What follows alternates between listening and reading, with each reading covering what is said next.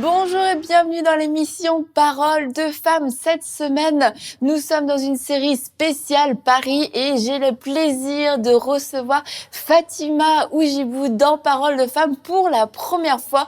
Alors bonjour Fatima, c'est une joie de pouvoir te recevoir dans Paroles de femmes. Est-ce que tu vas bien? Bonjour Annabelle, oui, je vais bien.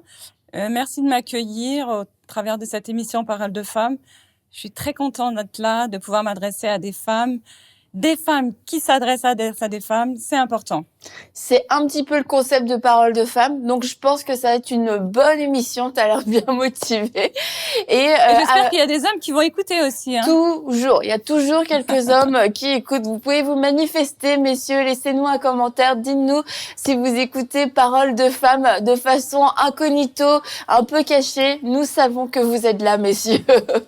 Donc, avec toi, Fatima, aujourd'hui, on veut aborder un petit peu un côté plus obscur, quelquefois, de notre vie. C'est tout ce côté de questionnement, de confusion, de remise en question. Et je pense que beaucoup de personnes, beaucoup de femmes sont passées par cette étape au cours des derniers mois parce qu'on sait que on a vécu des choses assez spéciales dans notre monde dernièrement, et notamment avec les différents confinements, les couvre-feux, etc. Les vies ont quand même été assez bouleversées, assez changées, et beaucoup se sont retrouvés dans des périodes de grands questionnements, des périodes de grandes remises en question, et c'est des moments qui peuvent un petit peu faire peur, et en fait on a le choix face à ces moments de fuir ou alors de pleinement les embrasser pour finalement avoir des réponses, finalement faire face à des choses qui quelquefois nous hantent depuis des années. Alors toi, Fatima, c'est un sujet qui te tenait à cœur parce que tu as vu aussi à travers le ministère que tu fais, à travers le travail que tu fais, beaucoup de personnes qui avaient vécu ça suite au cours des derniers mois. Oui. Déjà moi, parce qu'en fait, pour moi, ça a commencé avant le confinement, parce que j'étais à une période de ma vie où je me remettais beaucoup en question. Hein, il y a une période où les femmes arrivent au milieu de leur vie, on va dire, et elle se pose beaucoup de questions, et j'avais un peu de mal à avancer, même dans ma foi, parce que je me disais, tu vas arriver à cet âge, et qu'est-ce que tu as fait? Est-ce que tu as bien fait les choses? C'est comme si que j'étais arrivée à une montée et que je commençais à descendre au niveau de l'âge. Au niveau de l'âge, ok, d'accord. Donc toi, c'est pas le confinement, c'est juste l'âge qui t'a d'un seul coup saisi. C'est l'avant-confinement. Okay. Après le confinement, ça en a rajouté. Je te demande pas quel âge t'as, Fatima, d'accord. Mais et du coup, t'as vécu ça. Pas l'âge à une femme, pareil. Non, c'est pour ça que je l'ai pas fait. Mais du coup, comment est-ce que toi t'as vécu ça? Quelle a été ton attitude en fait par rapport à ça? Je dirais que en fait, les premières difficultés que j'ai rencontrées dans ma vie, c'est par rapport à mes enfants. En fait, moi, j'étais très impliquée dans un ministère auprès des réfugiés. Je passais beaucoup de temps avec eux entre 2015 et 2019. J'ai passé mon temps essentiellement à travailler avec des réfugiés parce qu'il y a une grosse crise, comme vous savez, en France. Et un jour, ma fille, c'était pas cet été, mais l'été d'avant, elle m'a dit, tu sais, maman, tu passes beaucoup de temps avec les autres, mais finalement, tu passes pas tellement de temps avec moi. Et moi, je pensais que c'était une fille épanouie, à 17 ans, elle a plein de copines, elle aime bien aller au café avec ses copains, ses copines. Et je pensais qu'elle était totalement épanouie.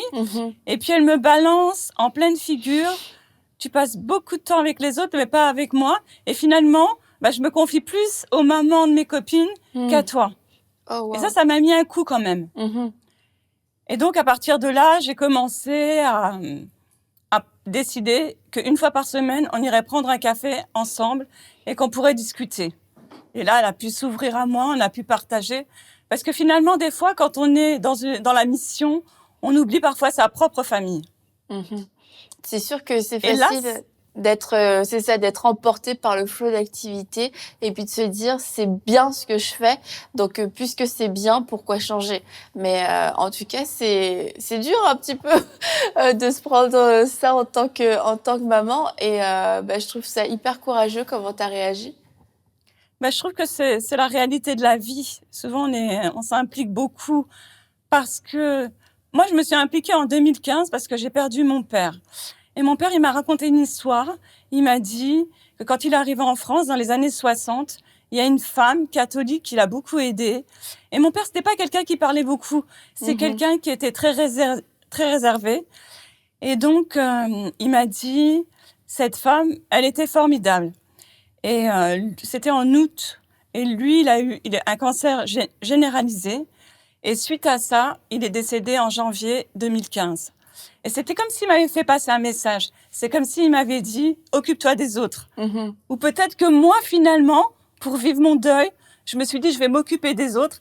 Et il se trouve qu'un jour, j'ai pris un café avec une amie. Et cette amie, elle m'a parlé des réfugiés. Et moi, je me suis mise à pleurer. Et le soir, je rentre à la maison et je vois une émission dans les infos où on parle des réfugiés. Et je me suis dit, finalement, ça serait bien peut-être que j'aille voir ces personnes. Et en fait, au travers de tout ce temps, je me suis aussi aperçue que je voulais pas vivre mon deuil et que j'avais besoin de m'occuper des autres. Et c'est là que j'ai un petit peu, je veux dire, pas délaissé ma famille, mais pris plus de temps pour les autres. OK.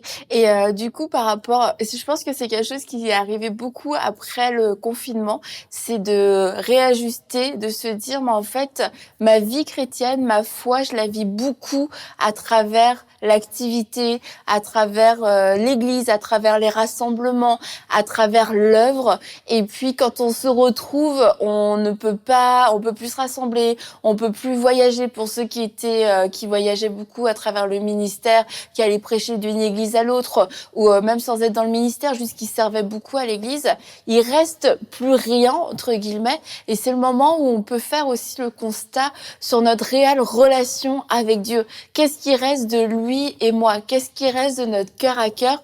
Parce qu'il y a tellement eu d'occupations, il y a tellement eu d'activités qu'on n'a pas pris le temps d'y penser, ou en tout cas, on n'a pas voulu y penser, mais de se retrouver comme ça à l'arrêt, ça a poussé, je crois, beaucoup de chrétiens à faire le point sur leur vie spirituelle, sur leur réelle relation avec Dieu.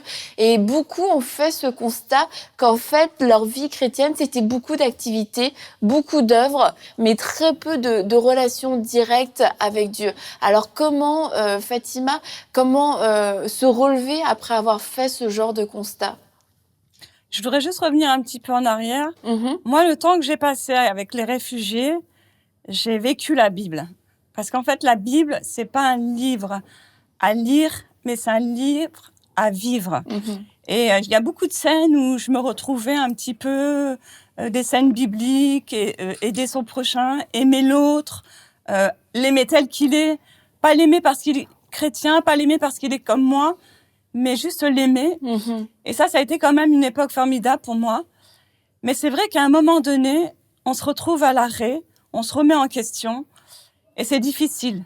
Parce que finalement, il n'y a plus de vie d'église, il n'y a plus de service, il n'y a plus de temps à l'extérieur, il n'y a plus le temps aussi avec les amis, parce que moi, j'aime beaucoup passer du temps avec mes amis, aller boire des cafés, discuter, et avoir aussi une vie sociale, parce que c'est important aussi d'avoir une vie sociale. Je pense qu'on est à la fois spirituel, mais Dieu nous demande de prendre soin de notre corps, de notre âme et de notre esprit. Exact. Et c'est aussi ne plus sortir, ne plus aller à l'extérieur et se retrouver à la maison, se lever le matin, se dire mais qu'est-ce que je vais faire? Je vais passer tout mon temps avec ma famille, c'est bien, ça va être un temps de qualité, mais quand c'est répétitif, c'est difficile. Parce que je me lève le matin, qu'est-ce que je vais faire à manger aujourd'hui? C'est quoi le but de ma vie? En fait, on sait plus. Et quelque part, il y a comme un blocage. Il faut se réajuster. Et du coup, comment on peut faire pour un petit peu sortir de ça, notamment par rapport au couple? Tu dis on va passer du temps de qualité, mais pendant 3 mois, passer du temps de qualité tous les jours, arrêter, avoir complètement changé son horaire. Comment faire si justement il commence à avoir de l'appréhension, de la patience, un désir de reprendre la vie normale alors que c'est impossible?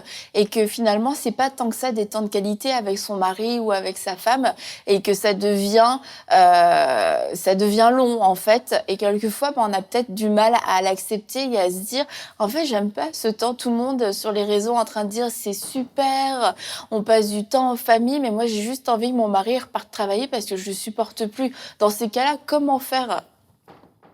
Ben moi, ce que je peux dire, c'est que, bon, Saïd, c'est quelqu'un qui voyage beaucoup. Je dis souvent que j'ai un mari à mi-temps et on vit très bien comme ça. Lui, il a très bien vécu le confinement. Il faisait ses réunions Zoom, il suivait ses contacts, il faisait son travail de suite. Il avait beaucoup de réunions. Il était très en paix, très apaisé, content aussi de passer du temps à la maison avec nous, plus de temps avec nous, plus de temps avec ses enfants. Mais moi, c'est difficile dans le sens où moi, j'ai besoin d'aller à l'extérieur. Moi, je suis une personne qui peut pas rester tout le temps à la maison. J'ai besoin d'être à l'extérieur. Moi, j'ai toujours dans ma vie, j'ai peur de rien. J'ai peur que d'une chose, c'est de me retrouver enfermée. Je sais pas, peut-être aller en prison ou n'importe quoi. J'ai pas peur de mourir, mais j'ai peur de me retrouver enfermée. Et là, en fait, je me suis retrouvée enfermée pendant plusieurs mois. Et en fait, c'était moi le problème. Ok. J'arrivais pas à gérer ce temps. Saïd, il essayait de m'aider. Il me disait, viens, on va se promener. Et moi, je disais, oh non, moi, j'ai pas envie. Je passais du temps sur le canapé. J'avais plus envie de prier. J'avais plus envie d'être qui j'étais avant parce que j'étais plus moi-même. Mais c'est vrai que ça, je l'ai vécu pendant un moment. Et après, je me suis dit, non, retourne à ce que tu étais. C'est important. La prière, elle est importante. Ta relation avec Dieu, elle est importante parce que tu as besoin de retrouver ta paix. Et à un moment donné, je l'avais perdu, cette paix. Parce que finalement, je me suis aperçue que je comptais beaucoup sur moi-même. Je comptais beaucoup sur mes activités.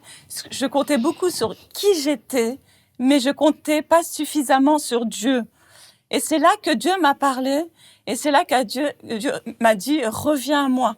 Reprends du temps avec moi et tu vas retrouver ta paix.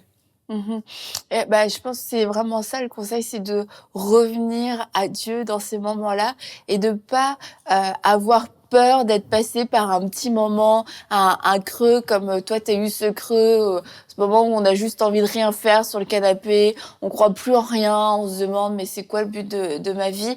Mais c'est de se ressaisir, de saisir ce moment où on va se ressaisir, où Dieu va venir nous parler et puis quelquefois la vie va reprendre le cours normal, mais nous on aura quand même changé à l'intérieur. On se sera fortifié et puis si il devait y avoir encore des grosses interruptions, on va dire, dans les horaires, dans les vies, dans le travail, etc.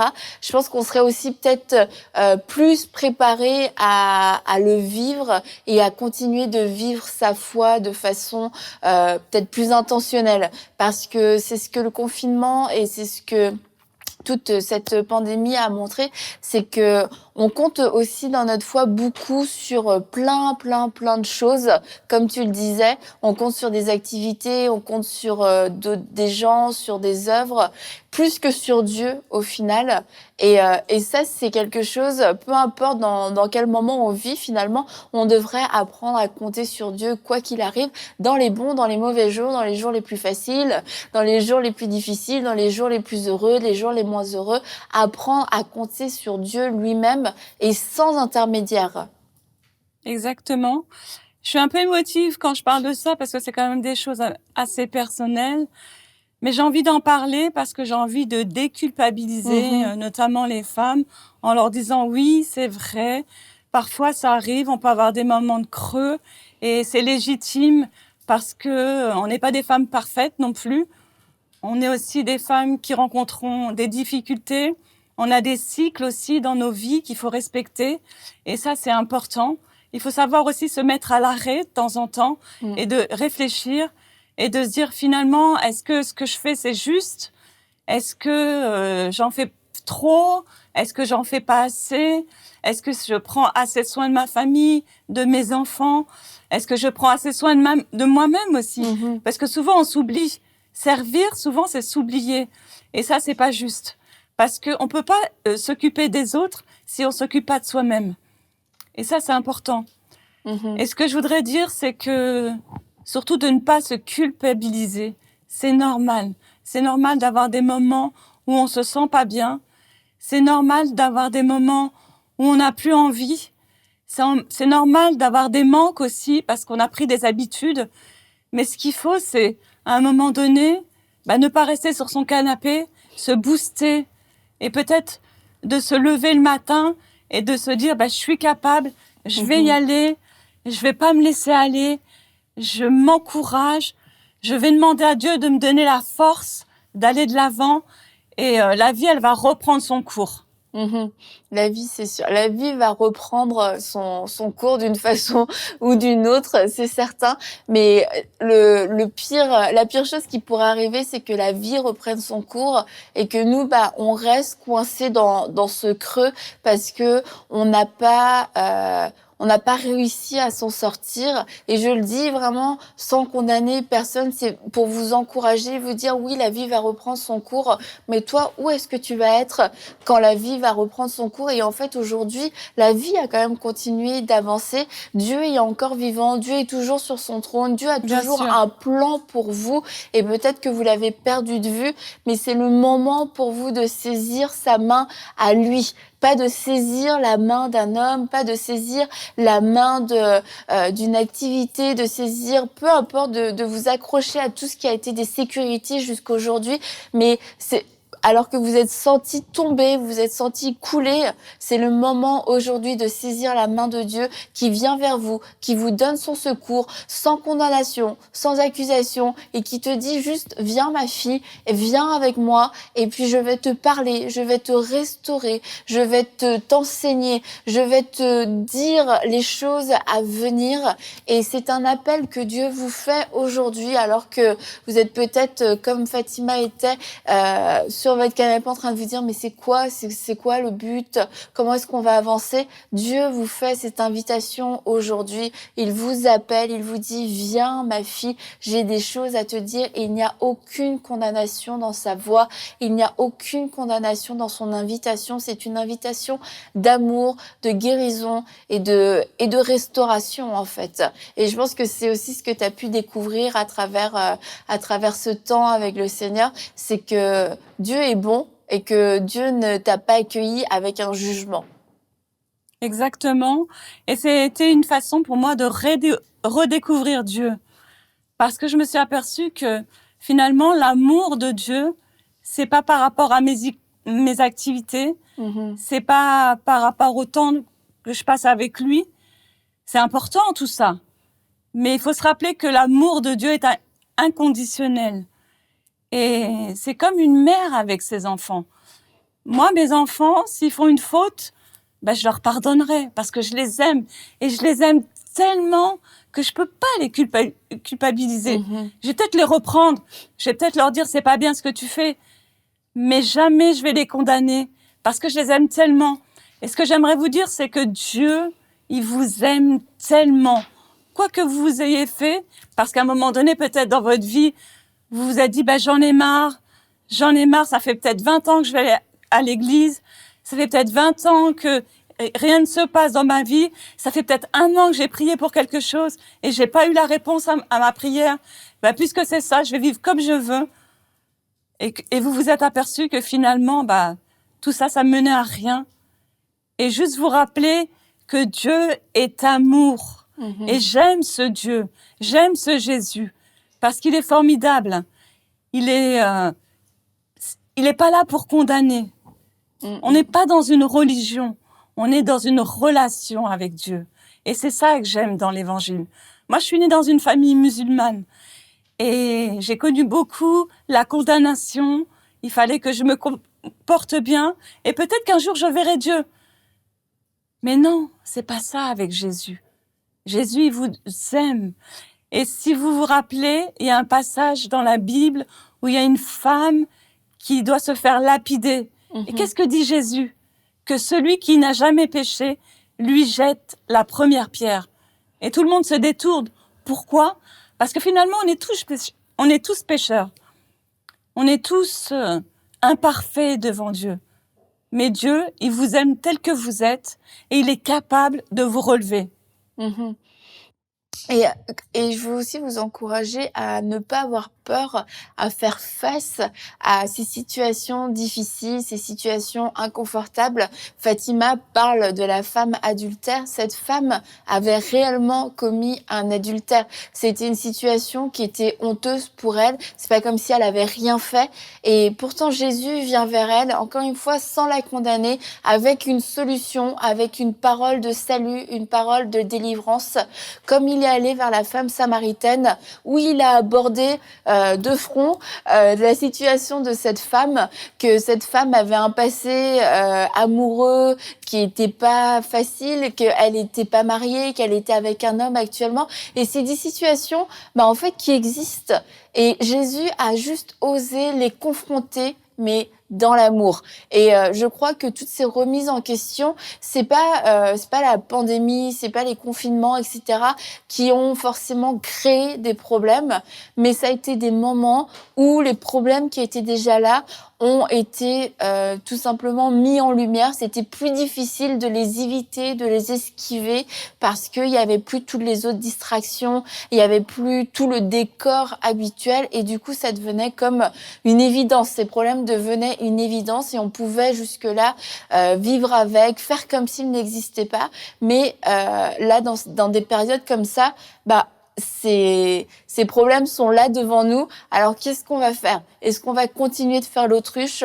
Est-ce qu'on va continuer de faire comme si tout allait bien parce que on veut vivre cette fausse vie chrétienne où tout doit toujours tout aller bien, même si ça nous demande de marcher dans le compromis, même si ça nous demande d'être hypocrite, même si ça nous demande d'être superficiel avec les autres et avec Dieu?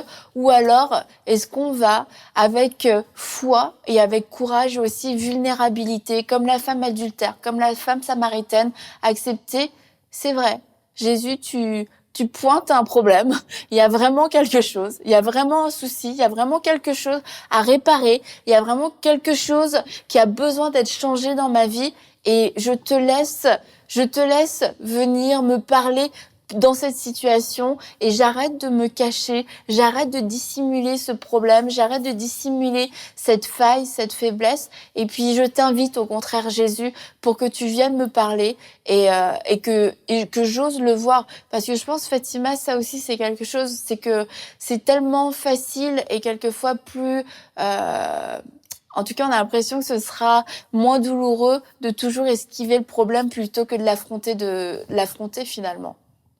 Exactement, c'est très important ce que tu pointes. Et en fait, moi aujourd'hui, je m'occupe beaucoup de femmes, je passe pas mal de temps avec elles, à les encourager, parce que pour moi c'est important.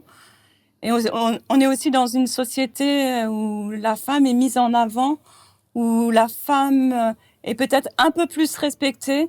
Aujourd'hui, il y a des mouvements qu'on suit pas forcément, mais qui sont quand même dans notre société, des mouvements comme MeToo ou autres.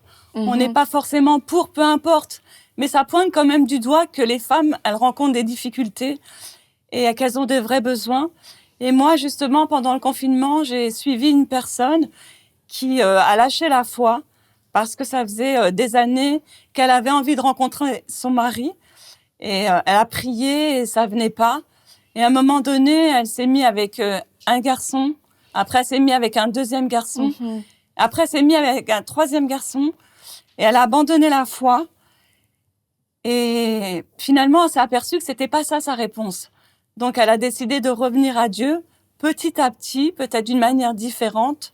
Et justement, j'ai pris l'exemple de cette femme samaritaine. Quand Jésus la rencontre, qu'est-ce qu'il lui dit? Il la condamne pas. Si Jésus parlait avec notre langage aujourd'hui, il lui dirait « Arrête tes conneries, reviens à moi. » Parce que tout ça, ça t'apporte rien finalement. Ça, tu vas peut-être passer entre guillemets, un moment peut-être qui va être agréable pour toi, mais finalement, tu vas être super malheureuse derrière parce que le gars, il t'a laissé tomber, il s'en fiche de toi, et toi, tu vas essayer avec un deuxième et c'est la même chose. Tout à fait. Et Jésus, qu'est-ce qu'il lui dirait? Il lui dirait, non, viens vers moi, je t'accepte comme t'es, arrête tes bêtises, et on va reprendre notre vie d'avant. Et peut-être qu'on va la reprendre différemment parce que, au travers de cette expérience, t'as compris des choses. T'as compris que l'eau, La véritable eau, c'est moi qui la donne. La paix, c'est moi qui peux te la donner. Et finalement, c'est pas un homme qui peut donner la paix. Et je peux vous dire aussi, je suis mariée depuis 25 ans et je suis très heureuse d'être mariée depuis 25 ans et fière aussi.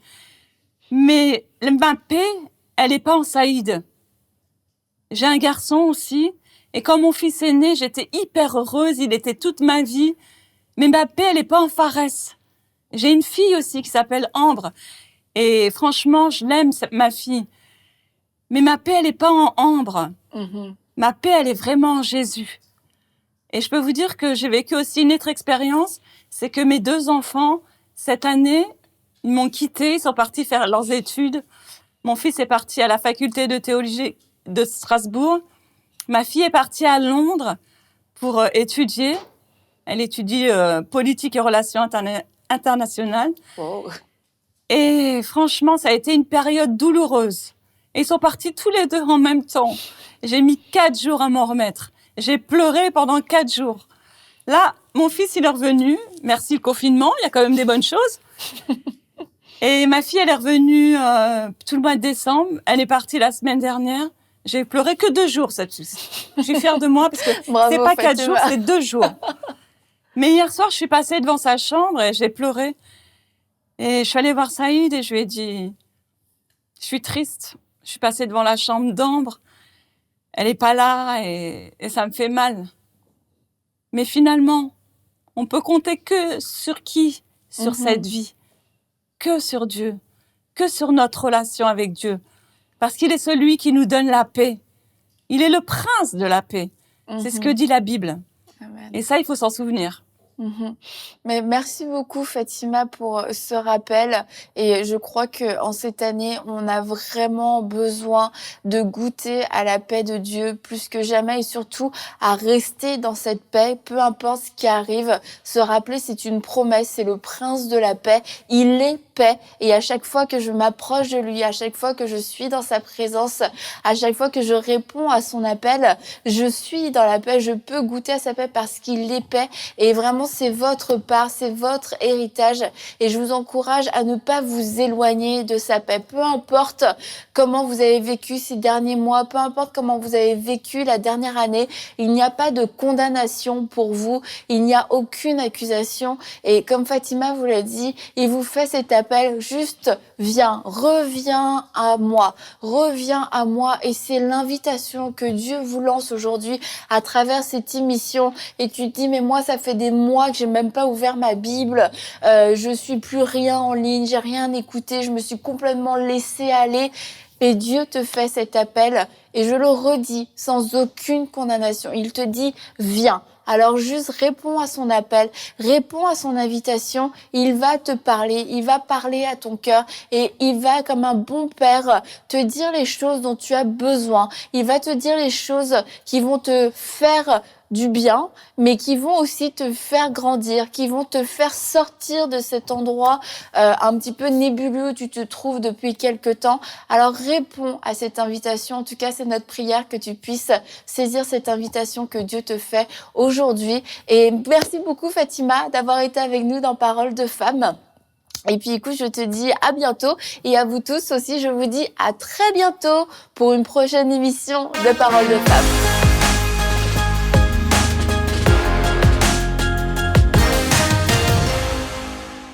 Hey, c'est Annabelle. Merci d'avoir regardé cette émission. Pensez à vous abonner et à activer la cloche pour recevoir tous nos prochains contenus exclusifs. Et si vous avez à cœur de soutenir cette œuvre, vous pouvez rejoindre la grande famille des partenaires sur emcitv.com/don. Que Dieu vous bénisse.